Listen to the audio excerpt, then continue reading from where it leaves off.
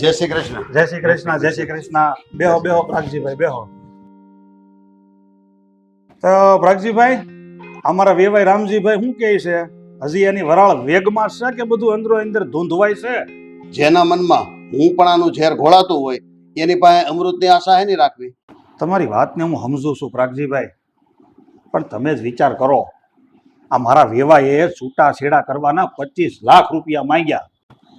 હવે 25 લાખ રૂપિયા એટલે મારા ઘરમાં હું કાંઈ આમ રૂપિયાની નદીઓ આલે છે? એલા ભાઈ, એને ભલે નહીં માંગ્યા, આપણે ક્યાં આપી દીધા છે? તમારી વાત સાચી છે, આપણે નથી આપી દીધા, પણ કદાચ આપવા પડ્યા તો? તમે મારી ઉપર ભરોસો રાખો, એવું કાંઈ નહીં કરવું પડે. પણ અંકલ, સાચું કહું ને તો મને તો એ નથી સમજાતું કે આ નિશાને અમારા ઘરમાં કઈ વાતની કમી હતી કે પછી છે. જો હંમેશા નિશા અમારા ઘરમાં મારા મમ્મી પપ્પા સાથે ઝઘડા કરતી રહેતી. મારા મમ્મી પપ્પાએ તો કોઈ દિવસ એની સાથે ઊંચા અવાજે વાત પણ નથી કરી, તો પણ સરખી રીતે જીવવા નથી દેતી. હા પ્રાગજીભાઈ, હવે તમને તો બધો જિંદગીનો અનુભવ જ હશે. હા, શું કહું ને તો હું તો આટલા દી સુધી ગમ ખાઈને રહ્યો છું. એવી બીકમાં રહ્યો છું કે અમારા ઘરની વાત ઘરની બહાર ન જાવી જોઈએ, નહીંતર અમારી આબરૂનું હું. તમને ખબર નહીં હોય, આ નિશા એક જોડી કપડાં મંગાવતી ને તો મારા દીકરો 3 જોડી આપતો. અને ઉપર જતા આ ઘરેણામાં તો કોઈ કમી નથી. તમે જુઓ તો ખરા, 50 લાખના ઘરેણા કરાવીને આપ્યા છે તો એને સંતોષ નથી. માંગ માંગ જ કર્યા કરે. હા બેન, ઈ વાત ક્યાં હું નથી જાણતો. પ્રાગજીભાઈ, હવે જો કે મારે આવી વાત કરાય તો નહીં, પણ હવે તમે વશેના માણસ છો એટલે મારે તમને તો કહેવું પડે. હા, શું કહું ને તો આ નિશાએ છે ને મારા દીકરાને ક્યારેય એનો પતિ માન્યો જ નથી. જ્યારે હોય ત્યારે મારા દીકરાને તોછડા વેણે જ બોલાવે છે. કોઈ દી પતિ જેવું કંઈ રાખ્યું જ નથી. આ મને તો એવું લાગે છે કે આ લોકોએ છે ને અમારી જેવા હુવાળા માણસોને આ લગ્ન કરાવીને લૂંટવા માટે જ આ બધું કર્યું છે. પણ હંમેશા લૂંટવા વાળા માણસ જ ખુદ લૂંટાઈ જાય છે. ઈ એને નથી ખબર કે સ્વાર્થનો સાપ એના જ ગળામાં હલવાઈ જાય છે. એની જે દુનિયા છે ને એની અંદર ફૂલ ખીલતા પહેલા જ કરમાઈ જાય છે. વાહ પ્રાગજીભાઈ વાહ, તમારી વાત સાંભળીને તો આમ મને એવો વિચાર આવે છે કે આવી સમજણ એ લોકોમાં હોત તો. જો અંકલ, હા નાના મોઢે મોટી વાત કરું છું, પણ નિશાને આ ઘરમાં પાછું આવવું હોય ને તો મારા નીતિ નિયમ પ્રમાણે આવવું પડશે. હું કહીશ ને એમ જ કરવું પડશે. બાકી ભલે એની પાછળ મારે લૂંટાઈ જવું પડે, 25ના 50 લાખ દેવા પડે ને તો પણ હું દેવા તૈયાર છું, અને આ સંબંધ ફોક કરી નાખીશ. ભાઈ, થોડી નિરાત રાખ. જુવાનીના જોરની અંદર શબ્દોના તીર જલ્દી છૂટી જાય છે, અને એ તીર કઈ દિશામાં જઈ અને કોને લાગશે ને એ કોઈને ખબર પડતી નથી. ભાઈ, થોડી નિરાત રાખો. ભગવાન બધા હારાવાના કરશે. હાલો, ત્યારે હું રજા લઉં. આવજો ભાઈ.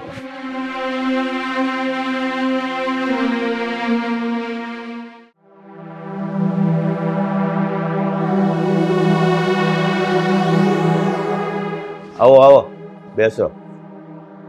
આવો પ્રાગજીભાઈ, આવો. શું પીશો? ચા? ઠંડુ?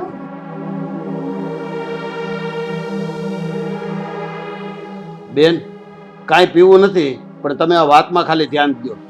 તો બોલો કાંતિભાઈ, શું કરવાનું છે? કરવાનું શું હોય, તમે જેમ કયો હોય એમ. હું તો છૂટાછેડાનું જ કહું છું. કરો છૂટાછેડા. આ તો કાંઈ નહીં, જેમ તમે કયો એમ કરો છૂટું, બીજું શું. તો લાવો 25 લાખ રૂપિયા, એટલે તમે છૂટા અને અમે છૂટા. 25 લાખ રૂપિયા?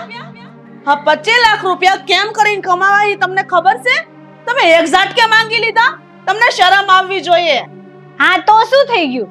અત્યારે તો આપે જ છે.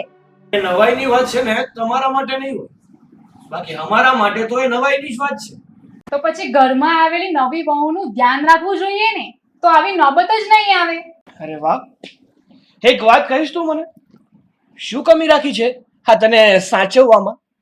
કઈ ફરમાઈશ તારી પૂરી નથી કરી. તે 1 રૂપિયો માંગ્યો છે ને તો અમે લોકોએ 10 રૂપિયા વાપર્યા છે. હા, મારા મમ્મીએ તને હથેળીમાં રાખી છે.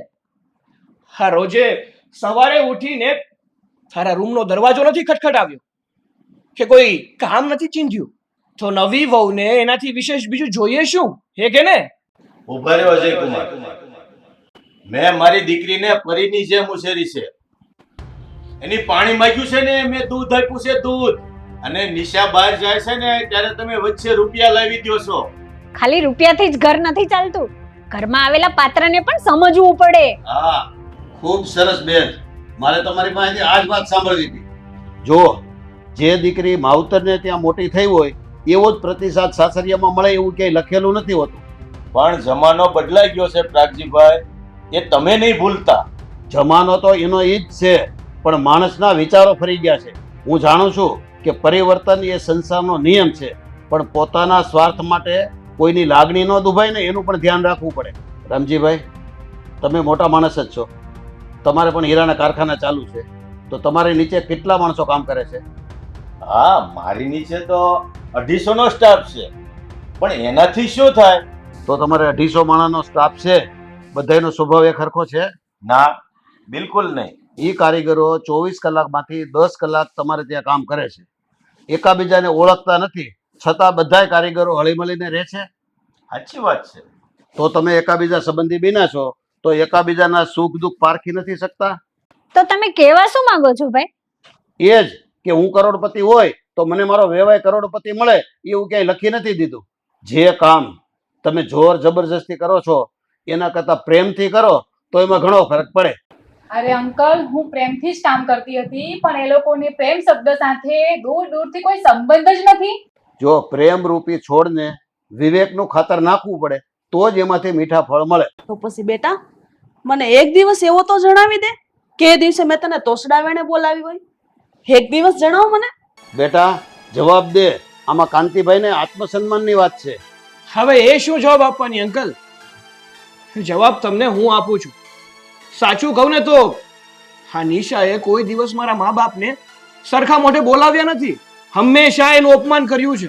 જો રામજીભાઈ, આ વાત સાચી હોય ને તો તમારી દીકરી કાંતિભાઈની ઘરે તો ઠીક, પણ દુનિયાના કોઈ ઘરે સુખી નહીં રહી શકે.